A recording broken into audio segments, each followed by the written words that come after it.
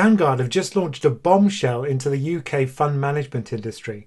They've just launched a website so that not only can you buy their funds, but you can also invest on their platform.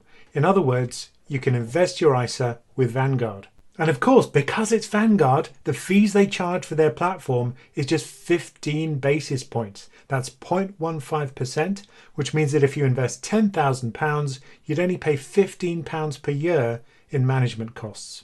So here's the step-by-step process by which you open an account with Vanguard, but also the funds which are made available to you, and also the very low fees which they charge once you're on board. Here we go. To give you an idea of the split between the fund charges and the account fee, here are two examples given by Vanguard. If you invest £20,000 in one of their LifeStrategy funds, then your fund charge would be 0.22% per year and your account fee would be 0.15% per year. In total, that would just be 0.37% or £74 a year. Or if you buy the S&P 500 ETF, the fund charge would just be 0.07%, and the combination of fund charge and account fee would be only 0.22% per year, which is extremely competitive. So this is what the screen looks like when you come to start a new account on Vanguard's website. I'm a new client, so I'll click here. You have a choice of 3 different types of account. An individual savings account, where you can buy a selection of Vanguard funds, but it's outside the tax system. So if you make any capital gains or interest payments, you don't have to pay those to the taxman. And the amount you can put into that in this tax year for 2017 is £20,000. Now that's the one I'm going to go for, but if you're saving on behalf of your kids, you can also have a junior ISA, and if you've already used up your ISA allowance, or you don't want to use an ISA wrapper, you can just open a normal investment account. So I'm going for the ISA option. So before you open the account, Vanguard lays out the ground rules. They say that you're going to be charged an annual account fee, a very low one because this is Vanguard, and that gives rise to an annual ongoing charge. And it also outlines the limitations of an ISA.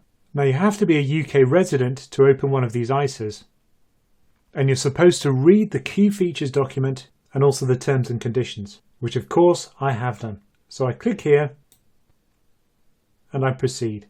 And we're taken to this 3-stage process. First we choose our investments, then we give our personal details, and then we complete our order. Straight away you can see that the choices are fairly limited, whereas with a standard brokerage account you'd have access to hundreds of funds and thousands of shares. In this case you have 15 blended funds. Let's take a quick look at those. Now these will be cross-asset. It's not just shares, it contains bonds too. And for example, these LifeStrategy funds, which we've already reviewed, let you choose the amount of equity which you have in the fund, ranging from 20% to 100%. You also have these target retirement funds, where you choose the year of your retirement, and Vanguard tries to build a fund optimized to give the best possible returns by that target date. There are 32 equity funds. Some of them have a geographic focus, such as these European funds. You can go for developed Europe, or for a sociably responsible investment fund in Europe, or you can go for these global funds, or you can go for the UK, Japan, or Asia, the USA, or emerging markets. And we have 20 fixed income funds, based in Europe, global, UK, Japan, US, and emerging markets. They also give the choice of cash, but at the moment, given inflation's almost 3%, that would give you a negative return in real terms. So just to show how it works, I'll make a small investment into a European corporate bond fund. And the minimum investment is £500. Then I click on Next. I fill in some personal details. So they need my name, my national insurance number, my address, and when and where I was born. So I'll fill those in. In the next screen we give user details, so a username, a password, my mobile number, and optionally a landline number. On the next screen you add your payment details. So you can see that European Corporate Bond ETF which I chose. And here they give a bit more detail about the fees. It's 0.15% per year on account holdings up to 250k. So the most you'll ever pay is £375. I have to fill in this checkbox to prove I've read the key investor information document, and that I'm happy to complete the order. I'll also enter my debit card details. Again, of course, you won't be seeing that.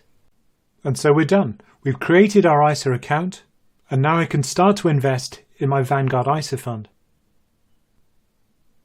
They very clearly show the remaining ISA allowance, so I don't invest more than the 20k limit. And we can see our pending transaction. I've bought 11 units of this VECP fund. I can see my holdings, my performance. Of course, I don't have any yet because I've just opened the account.